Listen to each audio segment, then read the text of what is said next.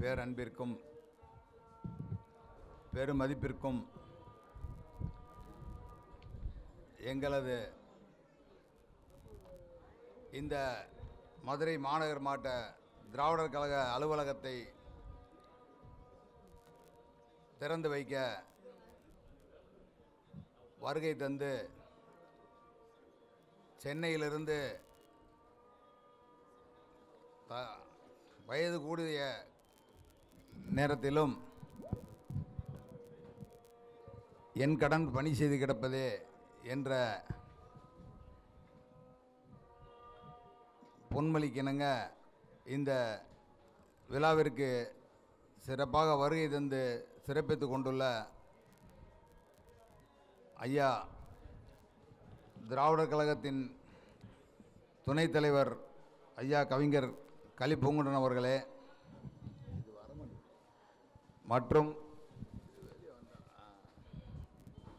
மற்றும் இந்த மாவட்ட அலுவலகத்தை திறந்து வைத்து சிறப்புரை ஆற்ற வருகை தந்துள்ள ஐயா திராவிட முன்னேற்ற கழகத்தின் உயர்மட்ட செயல் திட்ட குழு உறுப்பினர் ஐயா பொன் முத்துராமலிங்கம் அவர்களே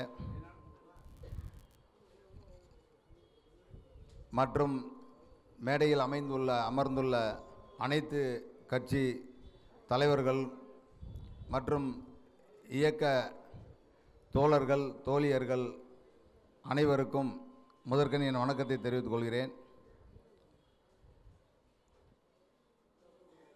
இந்த மதுரை மாநகரில் திராவிடர் கழகத்திற்கென்று ஒரு அலுவலகம் இல்லை என்பது ஒரு பெரிய குறையாகவே எங்களுக்கு இருந்து கொண்டே இருந்தது.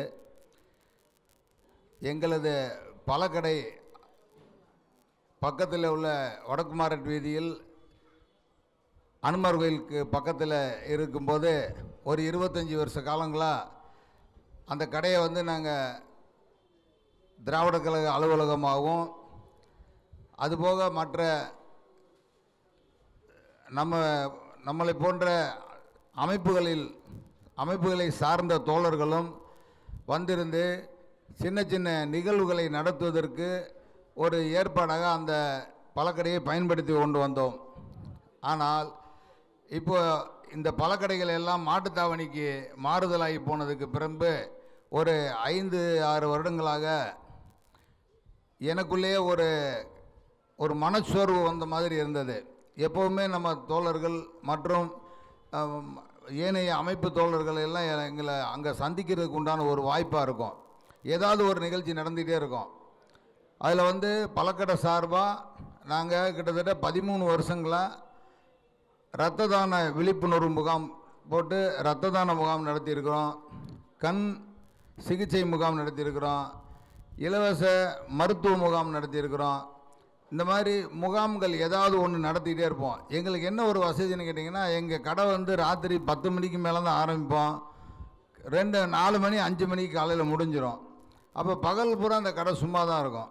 அந்த மாதிரி இருக்கிறதுனால அந்த கடையை பயன்படுத்தி ஏதோ நம்மளால் ஒரு சின்ன சின்ன வேலைகளை செஞ்சிகிட்டு இருந்தோம். அந்த வேலைகளை இப்போ ஒரு 4-5 வருஷமாக செய்யாமல் இருந்ததுடைய எனக்குள்ளே ஒரு மனக்குறை இருந்தது. அந்த குறையை சரி பண்ணது எப்படின்னு எனக்கும் தெரியல.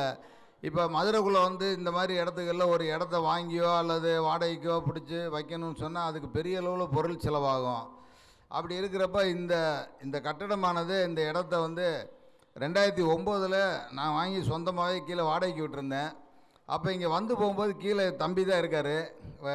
விஎம் சிட்ஸ்ன்னு சொல்லி சிட் ஃபண்டு நிறுவனம் வச்சு நடத்திக்கிட்டு இருக்கிறான் வேல்முருகன். அப்போ போகும்போது எனக்கு இந்த இடம் என் கண்ணை உறுத்திச்சு.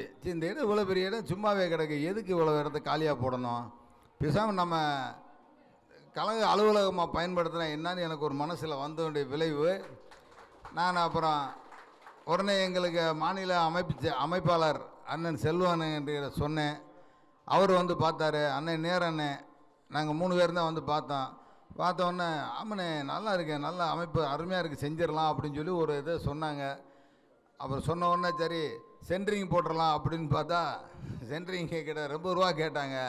இப்போதைக்கு வாய்ப்பு குறைவாக இருக்குது, அதனால் வேணான்ட்டு இப்போதைக்கு இந்த ஏற்பாடு பண்ணோம். இதனுடைய தாக்கம் எங்கே போய் நிற்கிதுன்னு கேட்டிங்கன்னா, ஒரு குறுகிய காலகட்டத்தில், அதாவது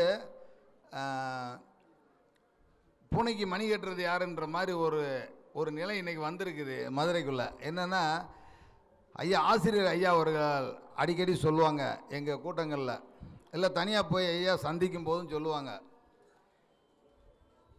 நீங்கள் இந்த 2 பேர் இருக்காங்க இங்கே மதுரையில், ஒருத்தன் பழக்கடைக்காரன், ஒருத்தர் பலகடைக்காரர் இருக்கார்.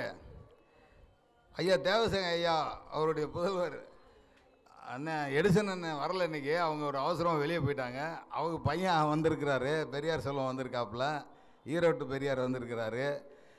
அவங்கெல்லாம் நாங்கள் உட்காந்து ஒரு நாள் இங்கே கமிட்டி போட்டு நாங்கள் சொல்லும்போது அவரே அடுத்து சொன்னார், ஒரு நல்ல வாய்ப்பாக என்ன சொன்னார்னா, அண்ணே அடுத்து நல்ல மதுரைக்குள்ளே ஒரு இடத்த பார்த்து வாங்கி ஒரு கட்டடமே நம்ம சொந்தமாகவே கட்டிடுவோம் அப்படின்னு சொன்னார்.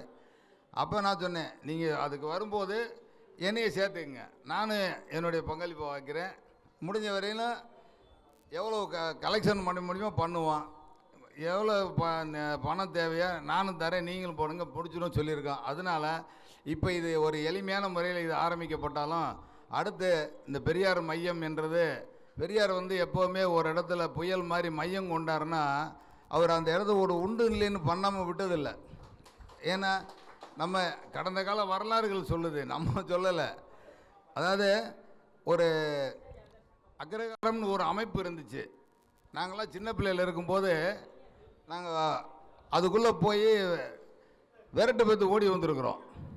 நான் எங்கள் அக்கா சித்ராக்கா இருக்காங்க, நாங்கள் 2 பேரும் தெரியாமல் ஒருத்தர் அக்ரகாரத்துக்குள்ளே ஒருத்தர் வீட்டுக்கு பக்கத்தில் போயிட்டோம். சின்ன வயசு எங்களுக்கு தெரியாது இல்லைங்களா. அப்போ ஏடின்னு சொல்லி எங்களை விரட்டி விட்டாங்க. எங்களுக்கு அதை பற்றி அப்போ தெரியலை. அது வாழ்வியலில் ரத்தத்தோடு கலந்த விஷயம். என்னென்னு, ஐயாவை பெரியார் அவர்களை படிக்கும்போது, ஆசிரியர் அவர்களை பேச்சை கேட்கும்போது எங்களுக்கெல்லாம் அந்த உணர்வு அதிகமாகி வந்ததுனுடைய விளைவு தான். இன்றைக்கி ஐயா அதை தான் சொன்னேன், ஐயா புயல் மையம் கொண்ட மாதிரி ஏதோ ஒரு இடத்துல சுற்றி நம்மளை ஒரு பைத்தியக்கார மாதிரி ஆக்கி வச்சு இந்த இடத்துல கொண்டு வச்சுருவார். அதனால் அவர் ஐயாவுக்கு செய்யக்கூடிய ஒரு பெரிய நன்றியாக தான் இதை நினச்சி நாமெல்லாம் செய்யணும். மேற்கொண்டு எல்லா தோழர்களும் அடுத்த காலகட்டத்தில் நாங்கள் செய்ய போகிறதுல உதவியாக இருக்கணும் அப்படின்றத கேட்டுட்டு, இதனுடைய நோக்கம் இப்போ இதை ஏதோ மையம் ஆரம்பிச்சிட்டோம் அப்படின்னா இதோடு விட்டுறக்கூடாதுன்றது என்னுடைய பணிவான வேண்டுகோள். என்னென்னா, ஒன்று அடுத்து ஐயா பொன்முத்துராமன் ஐயா இருக்காங்க, அவங்களுக்கு கேட்குறேன், இந்த 100 வார்டில் இருக்கக்கூடிய திராவிட இயக்க குடும்பங்களில் உள்ளவங்க, கவுன்சிலராக இருக்கட்டும், அவங்க எம்எல்ஏ இருக்கட்டும், யாரோ இல்லை சாதாரண வட்டச்செயலாளர் வீட்டிலேருந்து கூட மாணவர்களை எங்களுக்கு நீங்கள் அடையாளம் காட்டுங்க, அவங்கள எல்லாத்தையும் கூப்பிட்டு இங்கே வச்சு ஒவ்வொரு மாதத்துக்கு ஒரு தடவையோ 3 மாதத்துக்கு ஒரு தடவையோ இல்லை வாரத்தில் ஒரு தடவை கூட, காலையில் ஆரம்பிக்கிறோம், மத்தியானம் சாயங்காலம் 5 மணிக்கு ஸ்கூல் மாதிரி வெளியே அனுப்பும்போது அவங்க திராவிட இயக்க உணர்வுகளோடு வெளியே போகணும். என்னுடைய இந்த இடத்த பயன்படுத்தணுன்ற என்னோட பெரிய தாக்கமே அதுதான். அது மட்டும் வெற்றி அடைஞ்சிட்டா இன்னும் சிறப்பாக இருக்கும்ன்றதான் என்னுடைய எண்ணம். அதுக்கு ஐயாவை தான் நாங்கள் பெரிய மலையாக நாங்கள் எதிர்பார்த்துட்ருக்குறோம். ஏன்னா இப்போ விடுதலை வேணும் எங்களுக்கு பேப்பர் போடணும் அப்படின்னு சொன்னால் ஐயாட்ட சொன்னாக்கா, அப்படின்னா அசால்ட்டாக 100 பேப்பர் போடுறதுக்கு உடனே ஏற்பாடு பண்ணிடுவாங்க. நாங்கள் 1 2 படிக்கிறது பெரிய கஷ்டமாக இருக்கும். அந்த மாதிரி ஏன்னா ஒரு என் தம்பி வேல்முறை இன்னும் வரலை. அவன் நாங்கன்னெல்லாம் ஐயா ஒரு பொன்முத்துராமலிங்க ஐயாவுக்கும் அதே மாதிரி துரையலில் ஐயா அவங்க கூட இருப்பாங்க. பழைய பேச்சாளர்கள் எல்லாம் எடுத்தால் நிறையா, அவர் ஒக்கூர் மணிவாசகனார், இவங்க காலகட்டத்தில் எவ்வளோ தலைவர்கள் இருந்தாங்களோ, எவ்வளோ பேச்சாளர் இருந்தாங்களோ, அவ்வளோ பேர் பேச்சையும் நாங்கள் 2 பேரும் இவங்க பின்னாலேயே துச்சிக்கிட்டு இருந்தவங்க. எல்லா மேடைக்கும் போவோம் நாங்கள். எங்களுக்கு இந்த கட்சி மேடையெல்லாம் கிடையாது, எல்லாத்தையும் நாங்கள் அதுலேருந்து படித்து வந்தவனுடைய விளைவு தான் எங்களை கொண்டு ஐயா புயல் மையம் கொண்ட மாதிரி இங்கே கொண்டு நிப்பாட்டி. இந்த 40 வருஷம் ஆச்சு நான் இந்த அமைப்புக்குள்ளே 40 வருஷங்களில் நல்ல ஐயாவின் சிந்தனைகள் நம்மளை வளர்த்து எடுத்துருக்குன்றதில் நான் ரொம்ப மகிழ்ச்சியோடு இந்த இடத்துல தெரியப்படுத்தி கொண்டு, நேரத்தின் அருமை கருதி மீண்டும் எங்களுக்கு தேவையான உதவிகளை செய்து இந்த மையம் நடைபெறுவதற்கு பயிற்சி பற்றி தான் முக்கியமானது. பயிற்சிக்கு மாணவிகளை எங்களுக்கு கொடுத்தா எல்லாரோடைய உங்கள் வீட்டுகளில் இருக்கிறவங்களையும் எங்களுக்கு அனுப்பி விட்டணுன்றதை தாழ்மையான வேண்டுகோளாக வைத்து விடைபெறுகிறேன். நன்றி, வணக்கம்.